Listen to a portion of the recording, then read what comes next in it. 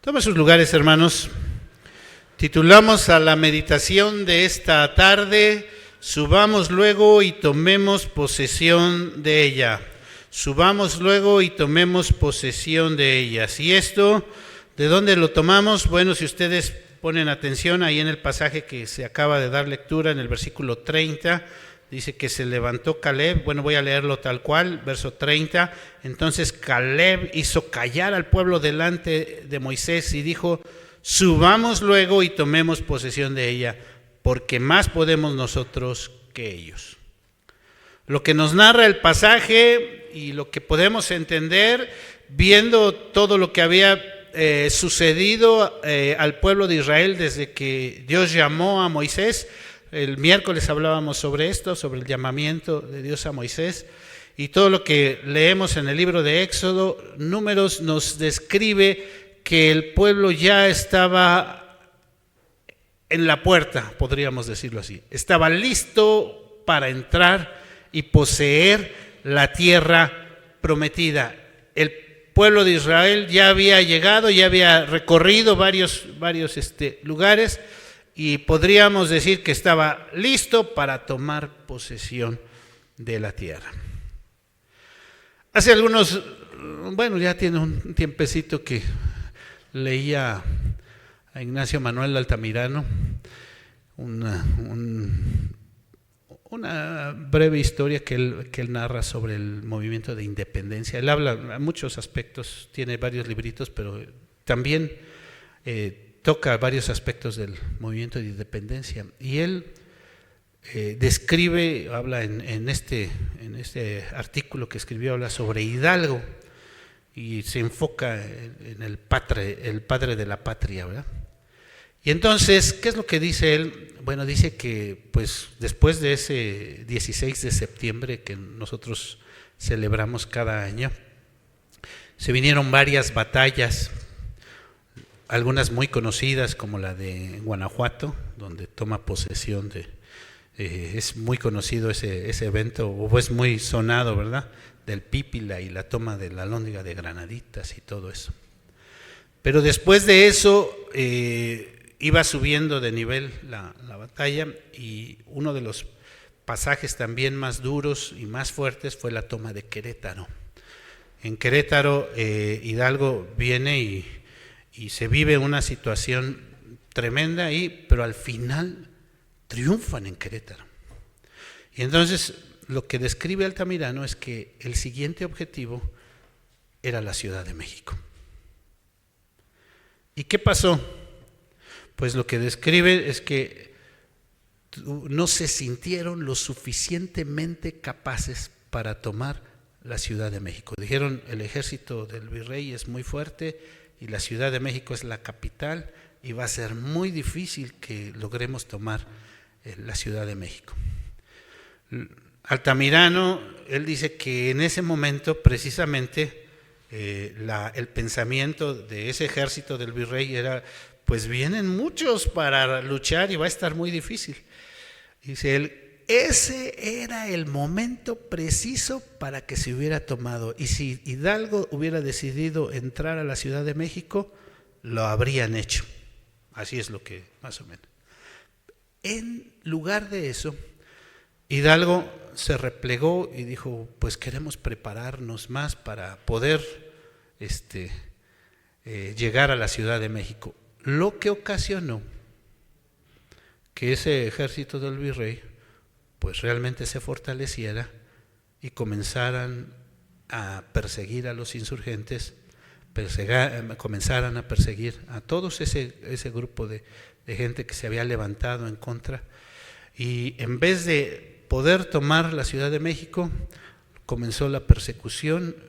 Y lo que entendemos es que Hidalgo comenzó a huir porque estaba en peligro de muerte, y parece que lo que se describe ahí es que él ya iba hacia la frontera, porque lo alcanzaron en Monclova, y en Monclova fue donde lo tomaron preso a Hidalgo, y ya después conocemos la historia, que murió.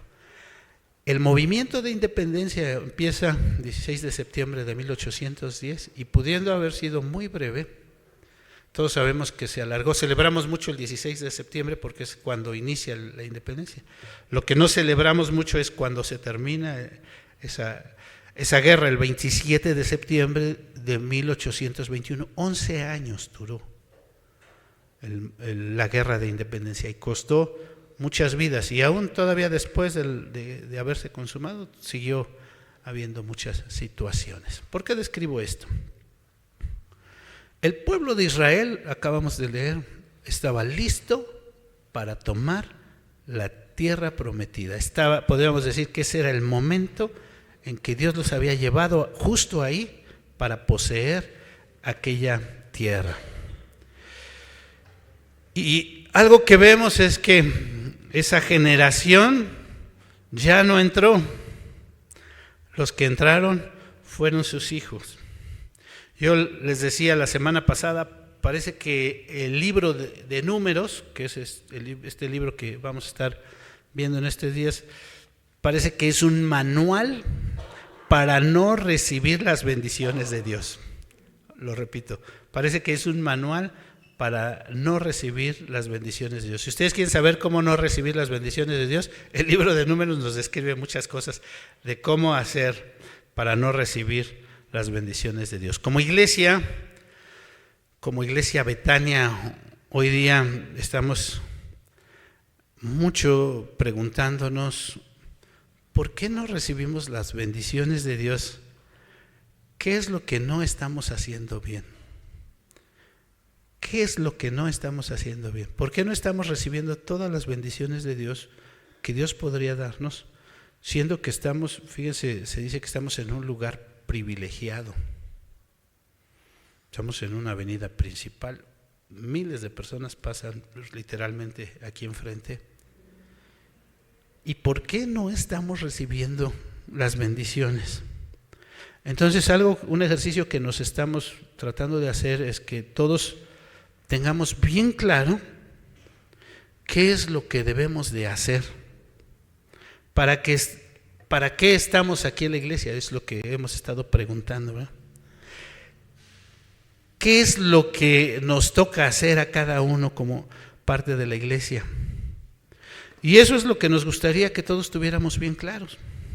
Les estamos pasando una encuestita, lo pasamos ya en las sociedades y queremos pasarla también aquí a algunos que no están asistiendo a las sociedades para que contesten. Son apenas 4 preguntas. ¿Para qué vengo a la iglesia? O cosas como esa.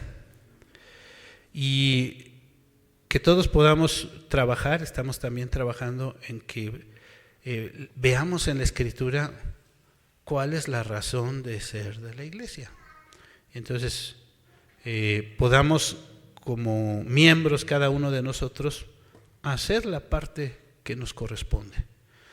Nos toca nada más venir y estar atentos. ¿Qué es lo que nos toca hacer? Entonces les decía que este libro de Números nos dice que algunas cosas o es un manual para no recibir las bendiciones. Entonces vamos a ver primero en este pasaje que acabamos de leer, que espero que todos hayan puesto mucha atención, en Números capítulo 13, algunas cosas que nos narra este pasaje que se hacen o que podríamos hacer o para no recibir las bendiciones. ¿Qué puedo hacer para no recibir las bendiciones? ¿O qué estoy haciendo a lo mejor que no me permite disfrutar las bendiciones de Dios? La primera cosa que muchas veces consciente o inconscientemente hacemos es decir, no puedo. Versículo 31. ¿Están ahí con su Biblia? ¿Sí tienen su Biblia abierta? Dice, mas los varones que subieron con él, ¿con quién? Bueno, está hablando de Caleb. Dijeron, ¿qué dijeron?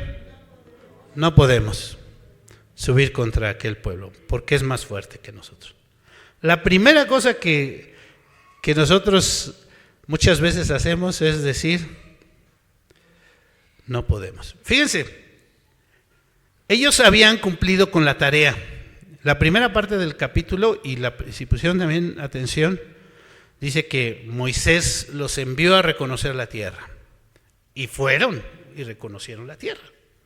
Les dijo qué era lo que tenían que hacer. Observe la tierra, versículo 18, y el pueblo que habita, si es fuerte o si es débil, si es poco numeroso o si es numeroso. ¿Cómo es la tierra? ¿Es buena o es mala? ¿Cómo son las ciudades habitadas? ¿Son campamentos o plazas fortificadas? ¿Cómo es el terreno? ¿Es fértil o estéril? Todo eso lo hicieron. En los siguientes versículos, versículos 21 al 24, dice que esa parte que ellos hicieron estuvo correcta. O sea, ellos fueron, cumplieron y regresaron con un informe. Versos 21 al 24. Fíjense el 27, perdón, aquí me voy hasta el 27, dice, les contaron diciendo, nosotros llegamos a la tierra a la cual nos enviaste, la cual, fíjense que dice, ciertamente fluye leche y miel. De veras es una tierra buena, es lo que están diciendo, ¿verdad? Esa fue la primera parte del informe. Yo he escuchado muchos predicadores decir esto. El tiempo que estamos viviendo hoy, y a lo mejor ustedes también lo han escuchado, es el tiempo de la siega. ¿Sí lo han escuchado? ¿Qué es eso del tiempo de la siega? Cuando se van a recoger los frutos. En el proceso del campo hay un proceso que es ir a sembrar, hay un proceso que es ir y cuidar las plantas. Y ya hasta el final, cuando ya está listo el fruto, es el tiempo ¿de qué? De la siega. Hoy, en el siglo XXI, aquí en la Ciudad de México, donde hay millones de habitantes, mucha gente está necesitada de Dios. Hoy es el tiempo de la siega. ¿Qué es esto? Ir a recoger los frutos. ¿Y qué creen que pasa en muchos lugares donde los frutos están así a la mano? Se caen y se pudren, ¿verdad? Hay lugares, a mí me llama mucho la atención cómo hay lugares donde cuesta mucho trabajo que las personas tengan que, este proceso de sembrar y producir y tener frutos es un trabajo tremendo. Y ahí la gente trabaja mucho. Allá en el norte y en los países vecinos del norte, por ejemplo, en esta temporada está haciendo frío, está nevando, ¿sí? En algunos países así está haciendo o no. Entonces, yo he conocido personas que dicen, si yo no trabajo todo el año, estos meses de invierno, no tengo que comer. No tengo que comer. Entonces tengo que prepararme todo el año para que esos meses de invierno pueda yo subsistir.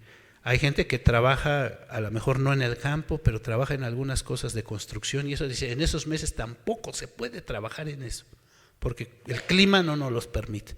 Entonces, y allá no hay nada de que te siguen pagando, allá trabajas, te pagan, no trabajas, no te pagan.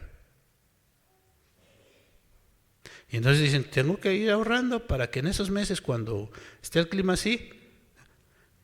En cambio, en lugares donde los frutos se dan, que también sí lo he visto, la gente está ahí en la hamaca y bueno, está bien, así. ¿Hay que ir a la cosecha? Sí. No hay problema aquí. Tiro la mano y tengo. No me falta, nunca me falta, aquí lo tengo. ¿Sí notan la diferencia? Y entonces, lo que está diciendo aquí el pasaje es que la tierra sí era buena. Y ya en el versículo 28 como que comienzan ahí ciertas cosas. Al final es lo que les habían preguntado, pero fíjense. Mas el pueblo que habita en aquella tierra es fuerte, las ciudades muy grandes y fortificadas, y también vivimos allí a los hijos de Anac. ¿Sí se acuerdan de Goliat, verdad? David que era descendiente de estos hijos de Anac, entonces eran gigantones. Y ahí describe los nombres, ¿no? Aunque digo, parece que esta primera parte del informe está bien, pero causó unas primeras reacciones. Ahí me imagino todo el pueblo, porque dice que todo el pueblo se juntó y estaba. había algunas reacciones, algunos diciendo, ay sí, también el pasaje describe que trajeron frutos muy grandes, un racimo enorme, ¿no? Enorme porque un solo racimo lo traían con un palo, dice ahí, como un aguantador, me imagino, los que conocen esto. Pero hay gigantes. Y entonces unos diciendo, sí está buena la tierra y todo, es lo que Dios nos trajo para eso, pero ¿qué creen que hay gigantes? Entonces, como que ya hay esa inquietud. Eso es cuando Caleb se levanta y antes de decirles, subamos y posemos, el texto dice que entonces algunos comenzaron a decir, no podemos. ¿No? Es la primera razón para no recibir la bendición. No podemos. Algunos en aquel entonces hablaban de los gigantes. Yo creo que hoy, en nuestros días, no es que veamos tantos gigantes con los que tengamos que pelear. Creo que ahora los gigantes son los que nos atraen a hacer otras cosas. Sí, creo que ahora hay cosas que me llaman más la atención y es un gigante y que entonces digo, ay, ¿cuál será mejor, la tierra prometida o esta? No puedo. Dios me está diciendo, aquí está tu bendición, aquí está lo que tú puedes tener y eso, pero como hay cosas que me llaman más la atención, entonces es un gigante que me está llamando para allá. Y entonces, pues no puedo. Y si han escuchado mucha gente que diga, no puedo.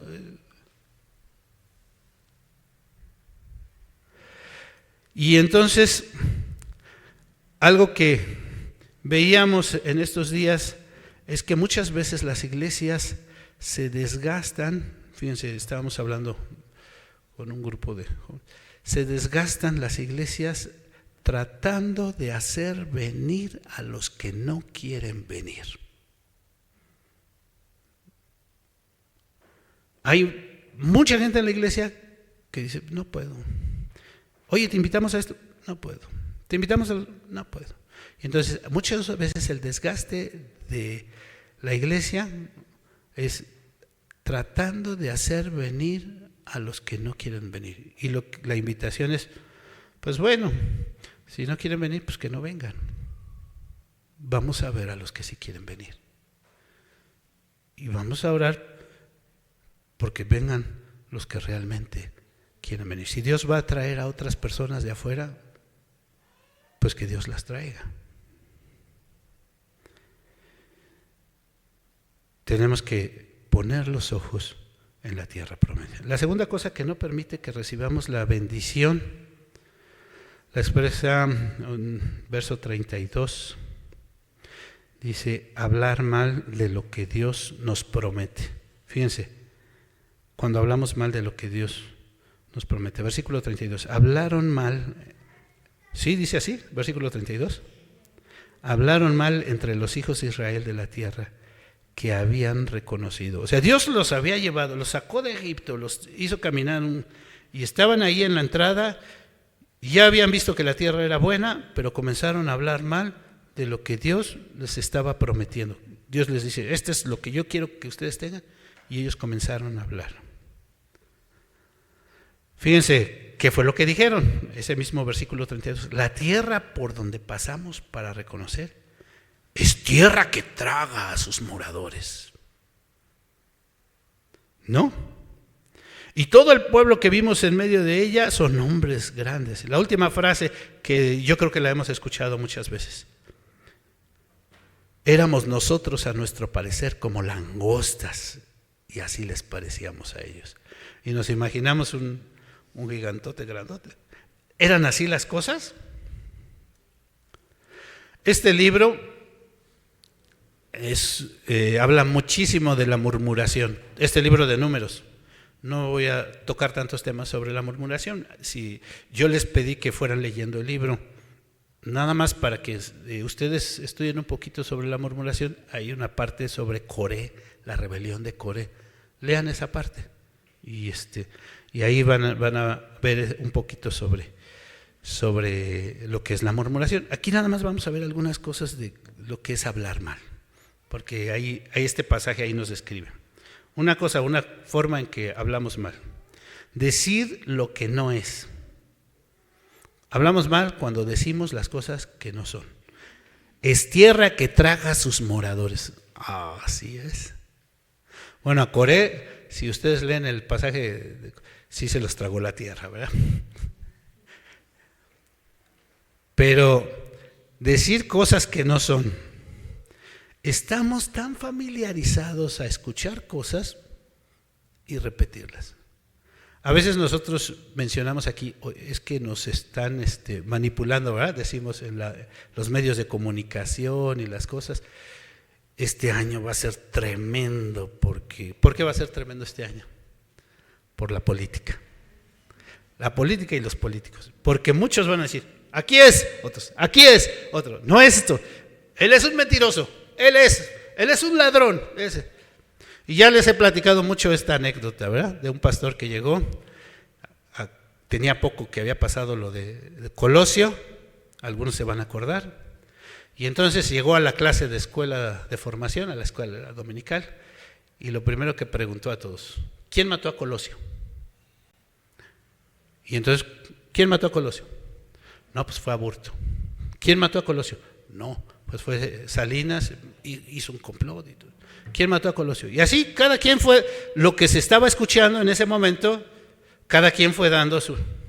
Ya que terminó de preguntar a todos, el pastor agarra y comienza a decir, chismoso, chismoso, chismoso, chismoso. ¿Tú estuviste ahí? ¿Tú hablaste con Aburto? ¿Tú oíste cuando Salinas dijo eso?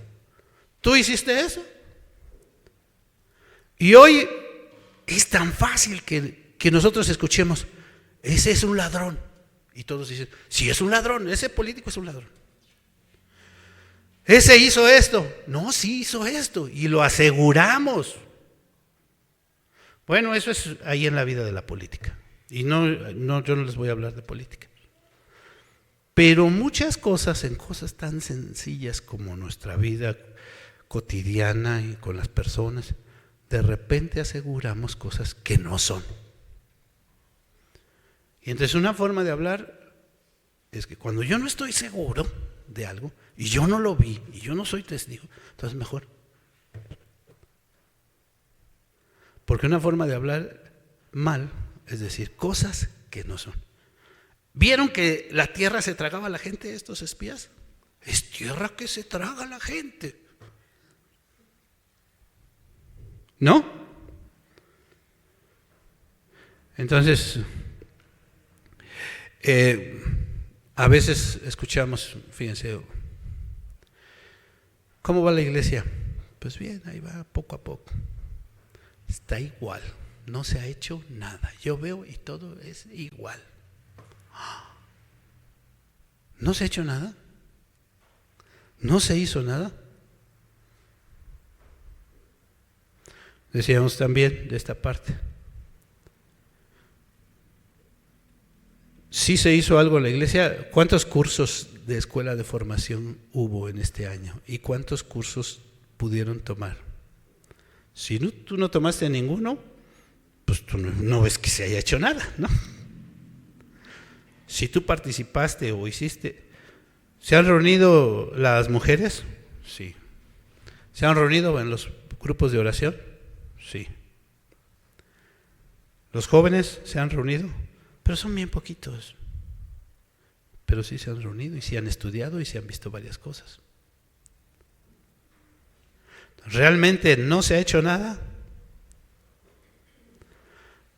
Muchas veces hablamos cosas que no son. Si nosotros no participamos, no sabemos.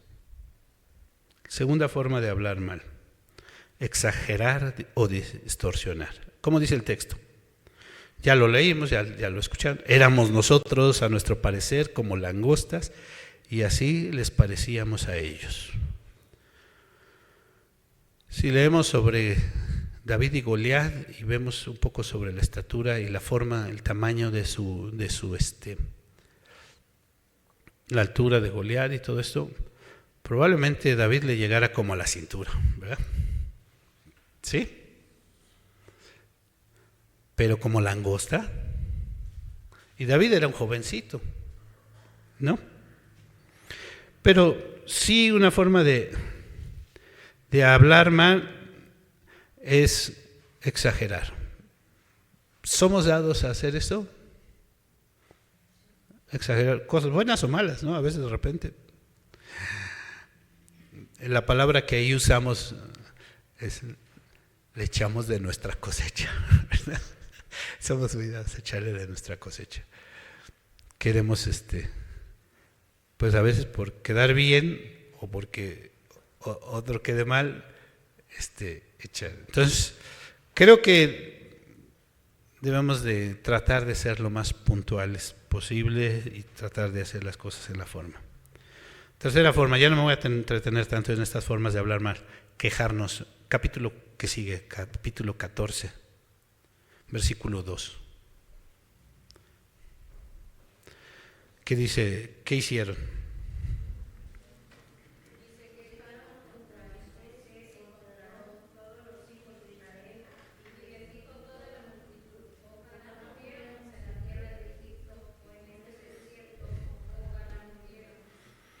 Quejarse.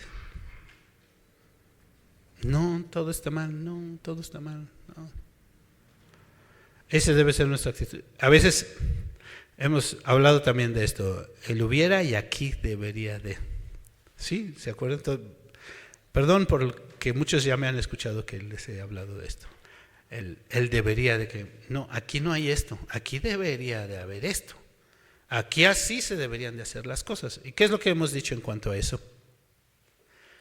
Que cuando Dios le permite ver a alguien que las cosas no están bien, a ver, lo repito, cuando Dios le permite a alguien ver las cosas que no están bien, Dios le está pidiendo a esa persona que actúe en la forma correcta para que las cosas se hagan bien. ¿Sí se quedó claro otra vez? Cuando tú dices, hubiera, es que Dios te está permitiendo. Aquí debería de haber jóvenes. Sí. Entonces Dios te está llamando a trabajar con los jóvenes. Y tú eres el que tienes que esforzarte porque haya jóvenes. Aquí debería de haber un departamento infantil que, bueno, entonces Dios te está llamando a ti para que trabajes con los niños. Porque Dios te está abriendo los ojos para que veas sobre esa situación, ¿no? Aquí debería de haber, y así podemos seguirle con la lista. Aquí esto no se está haciendo bien. Dios te está llamando a ti para que las cosas se hagan en la forma adecuada. Y es un ministerio que Dios te ha dado. Y si no lo atiendes, el responsable delante de Dios eres tú mismo. Hay algunos que ya oí, ya entendí, pastor, ya sé que ahora tengo que trabajar en esto, voy a trabajar sobre esta área también. Quejarse no es la solución, sino vamos a ver cómo vamos a trabajar. Yo creo que hay más cosas, pero finalmente el pasaje aquí nos describe que comenzaron a actuar en contra del liderazgo, y esto es algo para no recibir la bendición, ya no solo sobre no hablar mal, sino algo para no recibir la bendición. Versículo 4, estoy en el capítulo 14 ya. Decían el uno al otro, ¿qué? Designemos un capitán y volvamos a Egipto. El liderazgo está diciendo esto, nosotros vamos a llevar la contra y van a ver. Y vamos a llevar la contra. Y podría seguirle, repito, porque al final del capítulo, ese capítulo 14, después de que Dios les dice que no van a entrar ellos, que los que van a entrar son sus hijos, y que van a estar 40 años en el desierto, y todo lo que Dios les avisa ahí en ese capítulo 14, entonces algunos de ellos dicen, bueno, pues entonces sí vamos. Y Dios les dice, ya no vayan, porque ya no voy a estar con ustedes. Y dice que algunos fueron y les fue mal. ¿Por qué? Porque Dios ya no estaba con ellos.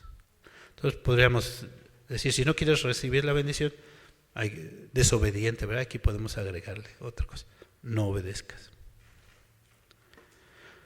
Pero no quisiera que nos quedáramos con esta parte como todo negativo, porque entonces va a decir, ay, el pastor nada más está. Yo creo que la parte más importante es que qué sí debemos hacer o qué sí podemos hacer para recibir la bendición. Y el pasaje también nos habla de esto. Sí, el pasaje nos habla de cosas que sí podemos hacer para recibir la bendición. Nos habla de dos personas que Dios les dijo, ellos van a recibir la bendición. Sí. Ellos son. ¿Qué fue lo que hicieron estas personas? Sí, ya algunos ya hasta saben de memoria de quién estoy hablando, porque han escuchado muchas veces esta historia. Caleb y Josué. Dios dijo, ellos van a recibir la bendición. ¿Qué fue lo que hicieron? Bueno, lo primero que hicieron, cumplieron la tarea. O sea, ellos eran de los espías que tenían que ir y reconocer la tierra. Ahí lo que nos dice el pasaje es que fueron y cumplieron la tarea. La diferencia es cómo lo expresaron ellos. Nuestro texto, que es el que tomamos, dice que Caleb se levantó delante de la multitud y expresó abiertamente. ¿Qué fue lo que dijo? Subamos y poseamos la tierra. Vamos a poseerla. Expresó abiertamente su confianza en Dios. Sí son gigantes. No, él no dijo, no son gigantes. Pero él dijo, Dios está con nosotros y si Dios nos trajo hasta aquí, Él nos va a hacer que podamos poseer la tierra. Y aquí yo diría, sí está difícil la cosa aquí afuera en nuestra ciudad, es complicado compartir el evangelio, pero a lo mejor diríamos, sí está difícil, pero tenemos la promesa de que Dios va con nosotros y de que Él nos va a llevar a poseer la tierra prometida. Algo que me llama también la atención, porque Dios lo dice, y de lo que hicieron estos dos jóvenes, podríamos decir, expresaron abiertamente su sentir y expresaron su tristeza por no querer obedecer a Dios.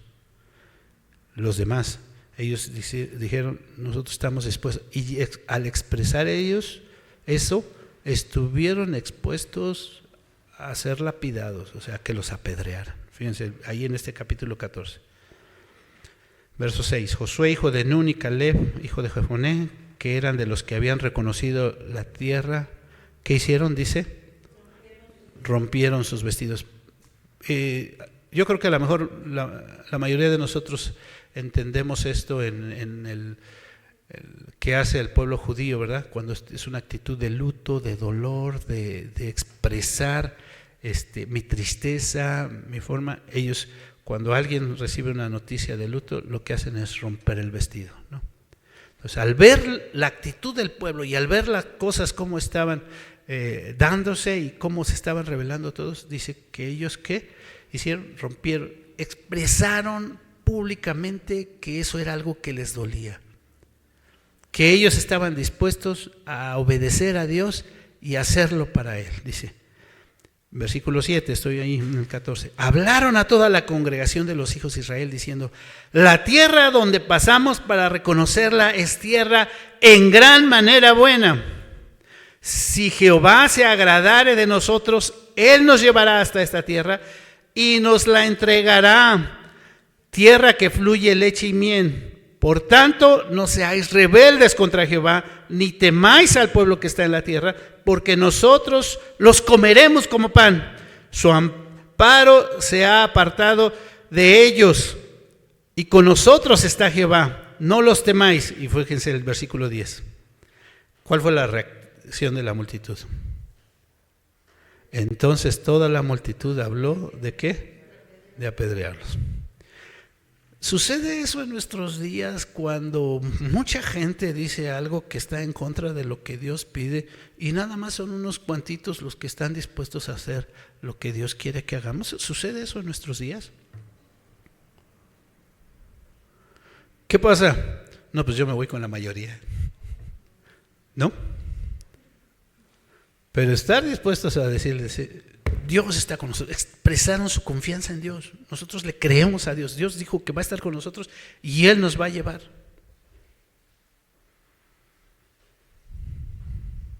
Nada más por esa razón Dios dijo, ellos dos iban a entrar. Entonces el pasaje sí nos dice la clave de cómo podemos recibir la bendición. ¿Cómo? Confiando en el Señor.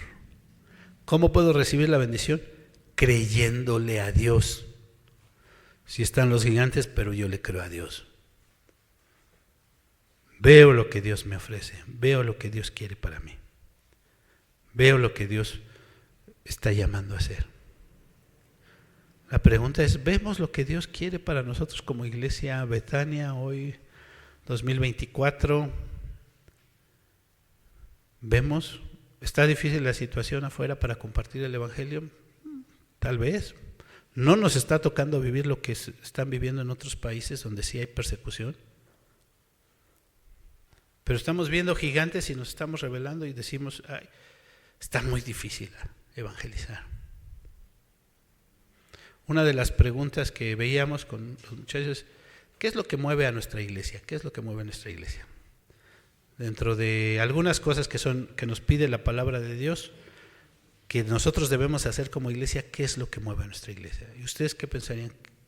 ¿Saben cuál fue la respuesta de varios de los muchachos? Es, nada mueve a nuestra iglesia. Nuestra iglesia está estática. Se mantiene, sobrevive. ¿Qué tendríamos que hacer? ¿O qué es lo que menos que estamos haciendo como iglesia? Y también fue una respuesta, evangelizar.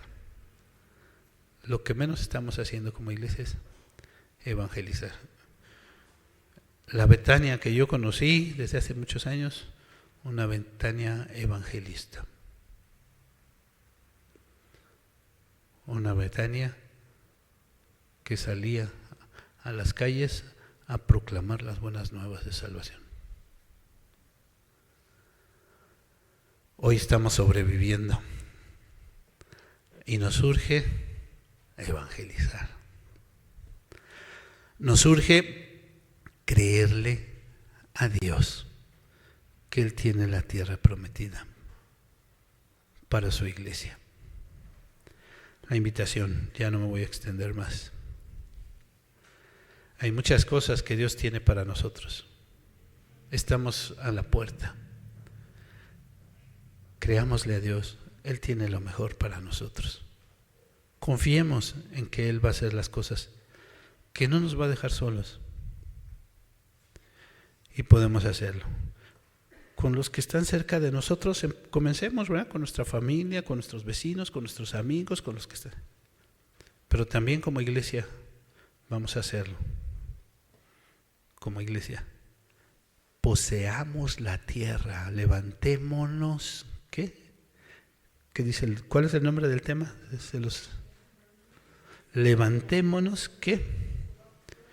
Luego, subamos luego, tomemos posesión de ella. Subamos luego y tomemos posesión. Están las cosas que no nos dejan, pero también están las cosas que Dios quiere, que Dios nos dice y que quiere bendecirnos.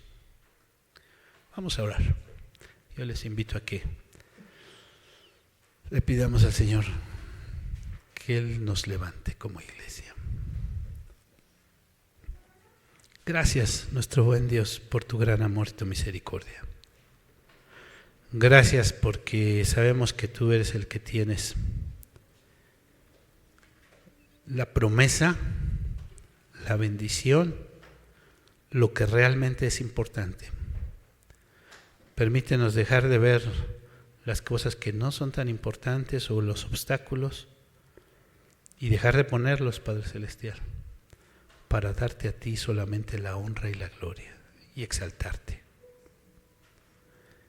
con nuestras vidas y hacer las cosas que tú nos pides, que anunciemos el glorioso evangelio de Cristo Jesús nuestro Señor, quien vino a dar su vida por nosotros. Señor, te lo pedimos, te lo rogamos en el precioso nombre de Cristo Jesús nuestro Señor, nuestro Salvador. Amén. Amén.